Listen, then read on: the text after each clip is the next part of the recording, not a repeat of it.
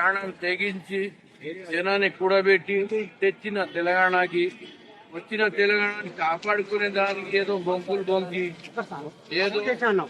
ఏదో ఆ రుణం రండి, అందరు రండి, బ్యాంకులో వడ్డీ 2 లక్షల రూపాయలు మాఫీ చేస్తున్నారు, ఏమంటే మీరు అప్పు తెచ్చుకొని అని చెప్పినారు. అది ఎవరికి అయిందో కాందో ఎవరికి తెలియదు, ఎవరికి కాలేదు. కాని వాళ్ళు ఎవరి నిజం నాకు అయిందని అన్నోళ్ళు ఎవరు లేరు. ఎక్కడైందో ఏమో అయిందన్నాడు. అదొకటి. ఒక్క ఇంట్లో 2-3 ఆడవాళ్ళు ఉంటే వాళ్లకు ముగ్గురికి ఒక్కొక్కరికి 2500 చొప్పున ఇస్తున్నాడు, అది లేదు.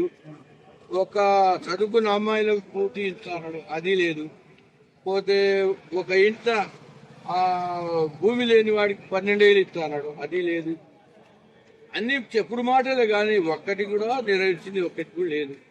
అది కొంతమందికి అయిన వారికి అయింది, కాని వారికి ఎవరికి కాలేదు. భూమి ఉన్న వారికి పట్టాలు చేస్తా ఉన్నాము, ఆ పట్టాలు ఇటు పోయినాయి.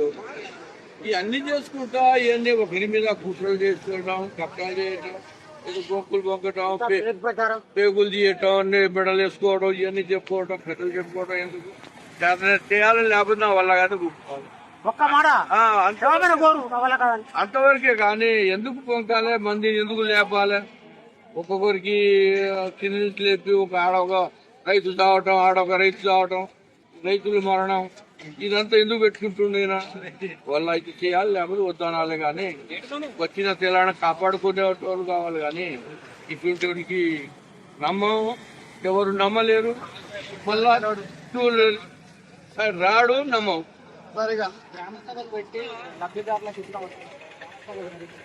గ్రామ సభ కూడా మొన్న పెట్టి ఎవరికి కార్డు లేదు, ఎవరికి సంతోషంగా ఏమీ లేదు. భూమి పట్టలేదని ఒకడు, నాకు కార్డు లేదని ఒకడు, నాకు బియ్యం రావట్లేదు ఒకడు, అంతా గొడవలే. ఎక్కడ ఇచ్చింది తెచ్చింది తినలేదు. ఏ గ్రామ పంచాయతీ పోయి గ్రామ సభ పెట్టినా గొడవలే. పాలన మంచిగా అనిపోయి ఇదంతా ఎందుకు చేస్తాం? మంచిగా అనిపి సంతోషంగానే ఉండేటోళ్ళం. ఆయన పొద్దులేసి కేసీఆర్ దిగుడే కానీ ఇంకేమైనా ఉందా?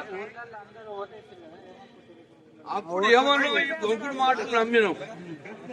ఈ మాట అది ఇస్తాం ఇది ఇస్తాం అని అంటున్నారు కదా. జనం కేసీఆర్ తింటున్నాడు, డబ్బులు అంత దొప్పుకున్నాడు అని అన్నారు. అంటే జనం ఏమనుకున్నారు, నమ్ముకున్నారు.